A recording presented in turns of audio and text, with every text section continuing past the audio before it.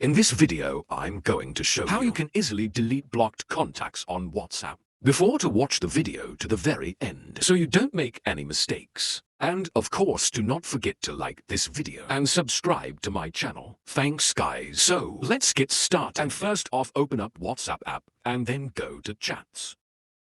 As you can see, I got a contact here. And if you get into that conversation, you can see that it says you blocked this contact. However, the contact is still in my chats. To delete blocked contacts on WhatsApp, we need to delete it in our phone application, so we can help out WhatsApp for now. And then open our phone app. Then search for the contact you would like to delete. Tap on it, hit at Edit. Scroll down and then tap at Delete Contact.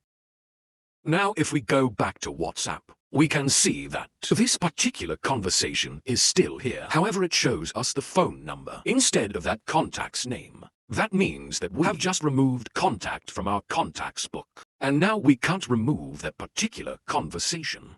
To do that, survive to the left. Tap it more and then delete chat. That's how you can easily delete blocked contacts on WhatsApp. Now you can write down in the comments below if you have any questions about the tutorial. Hit the like button if you like the video and see you in the next one.